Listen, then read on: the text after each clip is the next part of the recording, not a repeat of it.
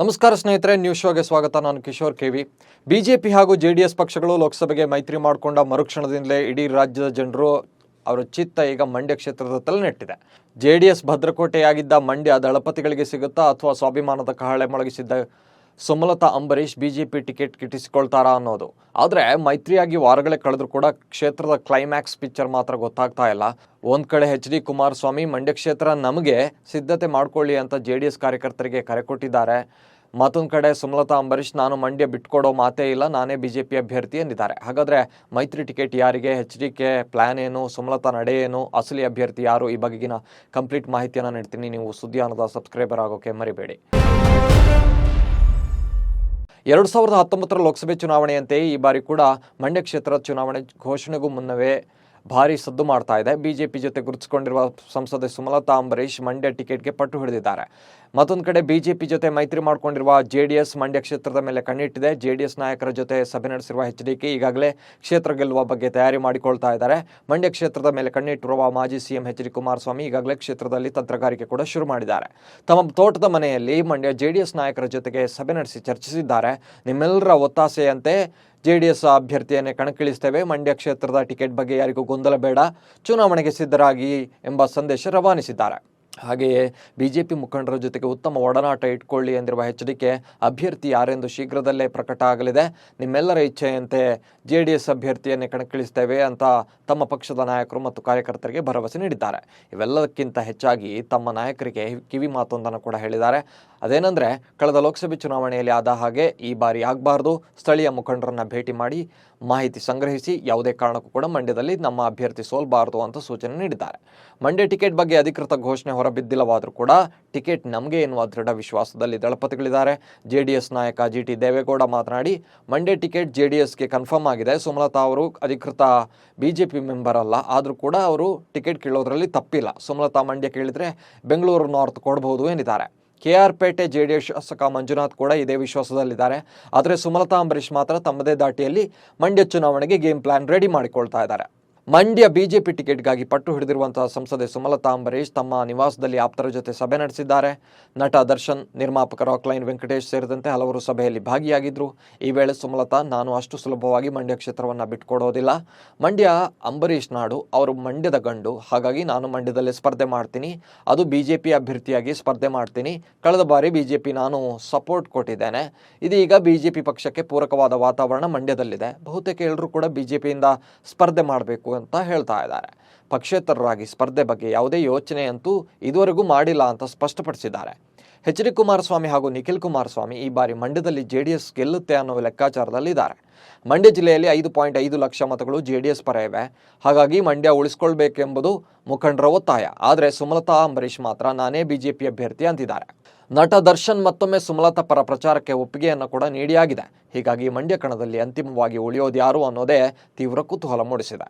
ಲೋಕಸಭೆ ಚುನಾವಣೆಗೆ ಟಿಕೆಟ್ ಘೋಷಣೆಗೂ ಮುನ್ನವೇ ಚಿಕ್ಕಮಗಳೂರು ಬಿಜೆಪಿಯಲ್ಲಿ ಅಸಮಾಧಾನ ಸ್ಫೋಟವಾಗಿದೆ.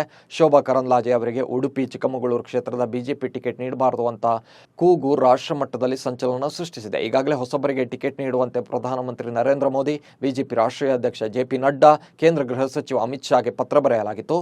ಪತ್ರ ಚಳವಳಿ ಬೆನ್ನಲ್ಲೇ ಗೋ ಬ್ಯಾಕ್ ಶೋಭಾ ಪೋಸ್ಟರ್ ಅಭಿಯಾನ ಶುರುವಾಗಿದೆ. ಇದು ತೀವ್ರ ಸ್ವರೂಪ ಪಡೆದ ಬೆನ್ನಲ್ಲೇ ಮಾಜಿ CM BS ಯಡಿಯೂರಪ್ಪ ಮಧ್ಯಪ್ರವೇಶಿಸಿದ್ದಾರೆ. ಶೋಭಾ ಕರಂದ್ಲಾಜೆ ಬೆನ್ನಿಗೆ ನಿಲ್ಲುವ ಮೂಲಕ ಎದುರಾಳಿ ಖಡಕ್ ಸಂದೇಶ ರವಾನಿಸಿದ್ದಾರೆ. ಉಡುಪಿ ಚಿಕ್ಕಮಗಳೂರು ಕ್ಷೇತ್ರದ ಟಿಕೆಟ್ಗಾಗಿ ಬಿಜೆಪಿಯಲ್ಲಿ ಪೈಪೋಟಿ ತಾರಕಕ್ಕೇರಿದೆ. ಬಿಜೆಪಿ ಕಾರ್ಯಕರ್ತರ ಒಂದು ಬಣದ ಶೋಭಾ ಹಟಾವೋ ಬಿಜೆಪಿ ಬಚಾವೋ ಅಭಿಯಾನ ನಡೆಸ್ತಾ ಇದೆ. ಹೀಗಾಗಿ ಖುದ್ದು ಅಖಾಡಕ್ಕಿಳಿದಿರುವ ಮಾಜಿ CM BS ಯಡಿಯೂರಪ್ಪ ಚಿಕ್ಕಮಗಳೂರಿಗೆ ಭೇಟಿ ನೀಡಿ ಬಿಜೆಪಿ ನಾಯಕರ ಜೊತೆಗೆ ಸಭೆ ನಡೆಸಿದ್ದಾರೆ. ಚಿಕ್ಕಮಗಳೂರು ಪ್ರವಾಸಿ ಮಂದಿರದಲ್ಲಿ ನಡೆದ ಸಭೆಯಲ್ಲಿ ಜಿಲ್ಲಾಧ್ಯಕ್ಷ ದೇವರಾಜ್ ಶೆಟ್ಟಿ ಸೇರಿ ಹಲವರು ಭಾಗಿಯಾಗಿದ್ದು ಶೋಭಾ ಗೋ ಬ್ಯಾಕ್ ಅಭಿಯಾನದ ಬಗ್ಗೆ ಮಾಹಿತಿ ಪಡ್ಕೊಂಡಿದ್ದಾರೆ. ಹಾಗೆಯೇ ಇಂಥ ಅಭಿಯಾನಗಳಿಗೆ ಹೆದರಬೇಕಿಲ್ಲ. ಶೋಭಾ ಕರಂದ್ಲಾಜೆ ವಿರುದ್ಧ ಷಡ್ಯಂತ್ರ ನಡೀತಾ ಇದೆ. ಇದು ಷಡ್ಯಂತ್ರದ ಒಂದು ಭಾಗವಾಗಿದೆ. ಇನ್ನು 3 ದಿನದ ಒಳಗಡೆ ಎಲ್ಲವೂ ಗೊತ್ತಾಗುತ್ತೆ. 3 ದಿನಗಳಲ್ಲಿ ಮೊದಲ ಪಟ್ಟಿ ಬಿಡುಗಡೆ ಆಗಬಹುದು. ಶೋಭಾ ಕರಂದ್ಲಾಜೆ ಮೋದಿ ಸಂಪುಟದಲ್ಲಿ ಉತ್ತಮ ಕೆಲಸ ಮಾಡಿದ್ದಾರೆ. ಈ ಬಾರಿ ಕೂಡ ಶೋಭಾ ಕರಂದ್ಲಾಜೆ ಗೆಲ್ತಾರೆ ಅನ್ನುವ ಮೂಲಕ ಶೋಭಾ ಕರಂದ್ಲಾಜೆ ಅವರಿಗೆ ಈ ಬಾರಿ ಉಡುಪಿ ಚಿಕ್ಕಮಗಳೂರು ಟಿಕೆಟ್ ಅನ್ನೋದನ್ನ ಖಚಿತಪಡಿಸಿದ್ದಾರೆ.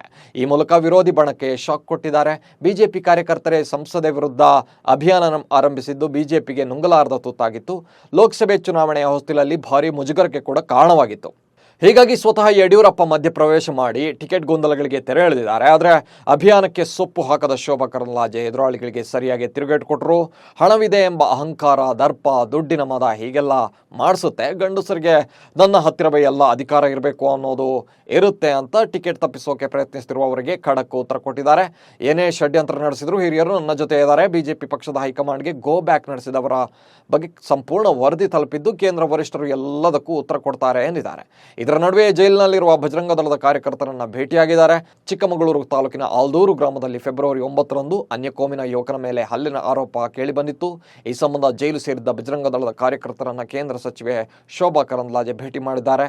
ನಗರದ ರತ್ನಗಿರಿ ರಸ್ತೆಯಲ್ಲಿರುವ ಜಿಲ್ಲಾ ಕೇಂದ್ರ ಕಾರಾಗೃಹಕ್ಕೆ ತೆರಳಿ ಯೋಗಕ್ಷೇಮ ವಿಚಾರಿಸಿದ್ದಾರೆ. ಜೊತೆಗೆ ಕಾನೂನು ಪ್ರಕ್ರಿಯೆ ಬಗ್ಗೆ ಚರ್ಚೆ ಮಾಡಿದ್ದಾರೆ. 2019 ಲೋಕಸಭೆ ಚುನಾವಣೆ ಸಂದರ್ಭದಲ್ಲಿಯೂ ಕೂಡ ಗೋ ಬ್ಯಾಕ್ ಶೋಭಾ ಅಭಿಯಾನ ನಡೆದಿತ್ತು. ಶೋಭಾ ಕರಂದ್ಲಾಜೆಗೆ ಟಿಕೆಟ್ ನೀಡಬಾರದು ಅಂತ ಪತ್ರ ಚಳವಳಿ ಕೂಡ ನಡೆದಿತ್ತು.